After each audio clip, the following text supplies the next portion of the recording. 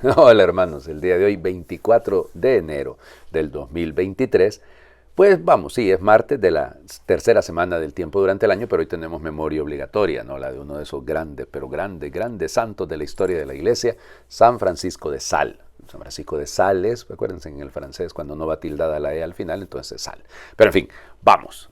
Hoy era de la nobleza, Francisco era de la nobleza, era el hijo primogénito del señor de Sal, para que vean ustedes, porque su papá, efectivamente, de hecho el papá había estado vinculado a Francisco I, rey de Francia, además servía bajo las órdenes del duque de Luxemburgo, o sea, vamos, se trata de una persona muy importante, como les digo, señor de Sals, de Boissy también, por la mamá tenía también otro vínculo, otra región. Cuando se habla de señor, piensen que son esos títulos nobiliarios que vienen de la época feudal, ¿verdad? Y entonces por ahí viene el asunto. Francisco, como les digo, era el mayor de 6 hermanos y él, por lo tanto, siendo el primogénito, él era el que tenía derecho a continuar lo de su papá, ¿no? Ya eso va a renunciar más adelante. Él nace en 1567, en agosto de 1567. Primero fue educado en su casa, en su familia, luego es enviado con los jesuitas a Clermont-Ferrand. Vamos, ya ser educado por los jesuitas en esta época y estamos en el inicio precisamente de la presencia jesuita en Francia, ¿no? Y luego, pues ahí de hecho hará ejercicios espirituales, estudiará en la Universidad de París, en la época en la que se está viviendo el conflicto grueso, digamos, con los hugonotes, es decir, con los protestantes, regiones enteras que empiezan a pasarse al protestantismo, y luego va a estudiar a Padua, porque su papá quería que él fuera abogado, y entonces para cumplir con los deseos del papá, se fue a estudiar, y él muy astuto estudió utrusque iure, estudió los dos derechos, el derecho civil y el derecho canónico, y ya les digo, era una persona inteligentísima, ustedes no tienen idea, un genio completo, o sea, tenía una capacidad de retentiva, y sobre todo su temperamento.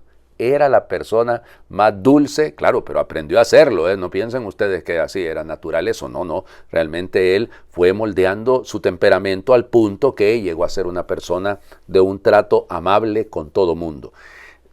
Bueno, pero ya les digo, renuncia a sus títulos nobiliarios, renuncia a todo aquello y sencillamente decide ordenarse sacerdote. El papá, claro, buscó la manera, le ofreció varias cosas para que fuera, pero no. Él mantuvo, de hecho hasta le habían conseguido una esposa, le habían conseguido pues un buen partido, para utilizar los términos, pero él no, él decidió sencillamente pues ser sacerdote y entonces ya para 1593 había sido tonsurado desde pequeño, cuidado, había sido tonsurado desde pequeño. El obispo de Annecy, que era la zona donde él vivía, ¿no?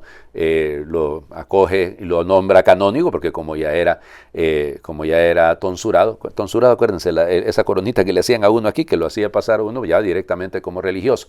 Y fue ordenado sacerdote en diciembre de 1593, para que vean ustedes la belleza, ¿no? Porque tenía toda la formación, pues ya él había hecho toda la formación, tanto en París como en Padua, entonces cumplía, ¿no? Y en aquel tiempo no existían los seminarios, y menos en Francia, eso va a empezar a ocurrir cuando sean los sulpicianos y los eudistas, eso será muy adelante. Entonces ahorita era sencillamente el obispo, sabe que cumple con los estudios y vámonos, lo ordenó. Bueno, y ahí estuvo, colaboró con el obispo, tuvo un montón de, no tienen idea ustedes, un montón de, como les diría, de asistencias a diferentes obispos, a diferentes príncipes, reyes, fue una cosa extraordinaria. Y bueno, viene por ahí la época, lógicamente, en que Ginebra está controlada, Ginebra es, llamémosle, la Roma de los calvinistas, y entonces a él pues tenía una relación muy grande con el obispo anterior de Ginebra, se le nombra coadjutor. Miren, es un montón de situaciones particulares aquí por el tiempo, pero son bellísimas todas estas historias, ¿no? Porque él era un polemista fantástico, frente a, e intervino, pidió permiso para tratar con diferentes, e incluso con Baeza, que es el sustituto de Calvino en Ginebra, el que lo sustituyó, y no tuvo discusiones con todos, seguía, lógicamente, utilizaba la palabra de Dios, la Biblia, ¿no? Y uno de sus libros que más le encantaba a él eran las controversias de San Roberto Bellarmino, ¿no? Que van a ser un punto toral también dentro de esto. Como les digo, bueno, llega a ser ordenado obispo de Ginebra, solo que no va a poder poner pie en Ginebra, porque el problema es que está controlada, como les digo, por los calvinistas en este caso. Primero fue obispo coadjutor, fue nombrado obispo coadjutor de Claude de Garnier, que era el obispo de Ginebra, y luego pasará, cuando éste muera, no ser nombrado coadjutor, pasará a ser directamente obispo de Ginebra. Ya les digo, una cosa extraordinaria, pero que ya no pudo poner pie. Ahora, ¿qué hacía él? Entonces de ahí viene, por eso su patronazgo de los periodistas, ¿no? Y de los publicadores católicos, porque él escribía sus homilías y las iba repartiendo, las iba, dice, metiendo por debajo de las puertas de las casas de los protestantes, y ahí fue, por eso es un gran divulgador, va buscando la manera. Claro, utiliza la imprenta y todo lo que puede. Fue ordenado, como les digo, en 1602, y a partir ya de julio de septiembre de 1602, entonces pasa a ser ya obispo de Ginebra, y ahí va a estar 20 años pues como obispo. Luego, fíjense un detalle importantísimo en el caso de él, ¿no? Como les digo, fuera de todo el montón de misiones que le encomendó el Papa, que le encomendaban los reyes, ¿no? Para tratar de buscar, son sus escritos. Son sus escritos, la introducción a la vida devota, que es la Filotea, ¿no? Que eran consejos que él iba dando y por escrito, y le pidieron que los pusiera en un conjunto, ¿no? Y un montón de libros, ¿no? Hay también una introducción para confesores, sobre todo el Teótimo, por ejemplo, que fuera de todo es uno de los libros más preciosos escritos, vale la pena. La introducción a la vida devota, el que no la haya leído, hombre, vaya leyéndolo, porque realmente es una cosa extraordinaria. Entonces, el Teótimo es el tratado del amor de Dios.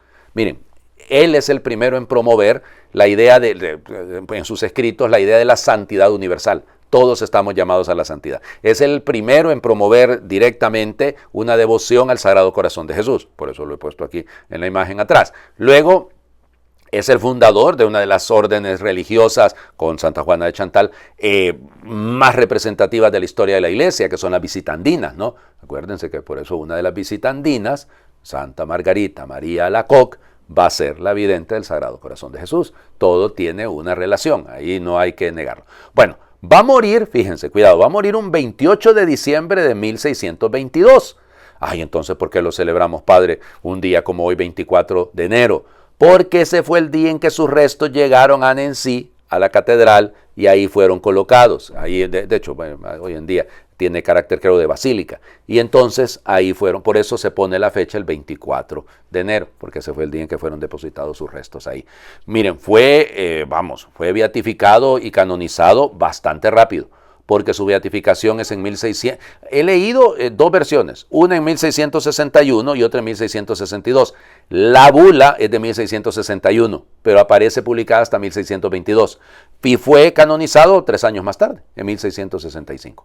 Ay, Dios mío, hablé bastante de él, ¿verdad? Sí. Bueno, y fíjense, estamos en las novenas de San Juan Bosco, y pues los salesianos de Don Bosco. Don Bosco adoptó este nombre cuando nació la congregación en 1859, los salesianos, la Pía Sociedad Salesiana, la sociedad de Don Bosco, son los salesianos de Don Bosco. Él se dio cuenta, para poder tratar a la gente, la ternura. Bueno, vamos adelante, perdón. Vamos, seguimos leyendo, lógicamente, la carta a los hebreos. Ya saben que esta es nuestra meditación de estos días. Ahí nos vamos a quedar. Todavía nos queda una semana más, esta y otra semana más. Hebreos capítulo 10, versículos del 1 al 10.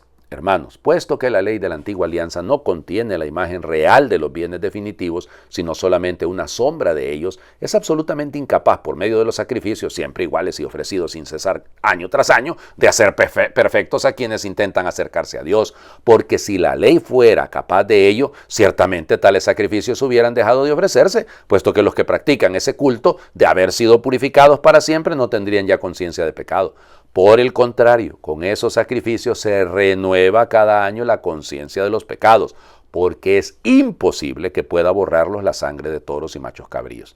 Por eso, al entrar al mundo, Cristo dijo conforme al Salmo: no quisiste víctimas ni ofrendas, en cambio me has dado un cuerpo. No te agradaron los holocaustos ni los sacrificios por el pecado. Entonces dije, porque a mí se refiere la Escritura: aquí estoy, Dios mío, vengo para cumplir tu voluntad.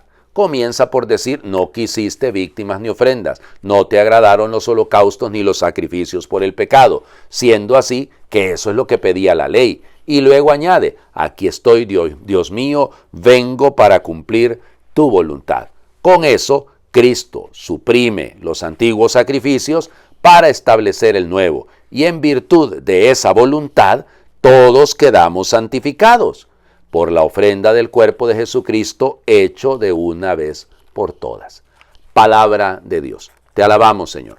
Ok, la ley de la... Recuerden que el autor de la carta a los Hebreos lo que está haciendo con mucha sabiduría es hacer una comparación entre el sacerdocio del Antiguo Testamento y el sacerdocio de Cristo. Y entonces, por eso, él está luchando por hacerle entender a aquellos judíos que eran los destinatarios de su escrito, hacerle ver precisamente cómo la ley, claro, tuvo su valor, tuvo su importancia, pero ha sido superada, y sobre todo lo que la ley pedía con los sacrificios que se hacían en el templo de Jerusalén, ha sido superada por el sacrificio único de Cristo. Y además nos pone, claro, esos sacrificios que se renuevan año tras año, pues efectivamente lo único que hacen es recordarnos, es tener conciencia de nuestros pecados, pero no los puede borrar.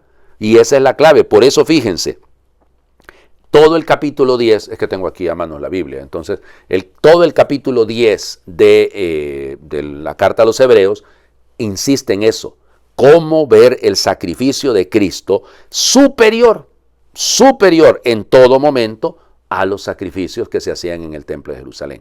Por eso lo hemos escuchado, se ha citado una vez más el Salmo, no quisiste sacrificios ni víctimas, ni ofrendas, en cambio me has dado un cuerpo. Ya, ok, esto lo dice, está citando efectivamente el Salmo 40, solo que, y eso hay que decirlo ahorita, sobre todo porque mañana va a terminar la semana de oración por la unidad de los cristianos. Fíjense que la cita es de la versión de los 70, es de la versión del canon griego, no del canon palestinense. Lo digo eso para que me lo entiendan. Ok, y entonces Cristo suprime los antiguos sacrificios en virtud de su voluntad, en virtud de esta voluntad, dice el autor, quedamos todos santificados. La práctica de los antiguos sacrificios no santifica, el único que santifica es Cristo. Vamos a seguir sobre esto mañana. Bueno, mañana no, porque mañana es la fiesta de la conversión de San Pablo. Entonces lo vamos a tener que cortar. Vamos, el Evangelio, perdón que yo hablé muchísimo de San Francisco de Sales, ¿no? Marcos capítulo 3, versículos del 31 al 35. En aquel tiempo llegaron a donde estaba Jesús, su madre y sus parientes, se quedaron fuera y lo mandaron llamar. En torno a él estaba sentada una multitud. Cuando le dijeron, ahí fuera está tu madre y tus hermanos que te buscan. Él les respondió, ¿quién es mi madre y quiénes son mis hermanos? Luego, mirando a los que estaban sentados a su alrededor, dijo, estos son mi madre y mis hermanos, porque el que cumple la voluntad de Dios, ese es mi hermano, mi hermana y mi madre. Palabra del Señor. Gloria a ti, Señor Jesús. Por el tiempo voy a ser muy breve, ¿verdad?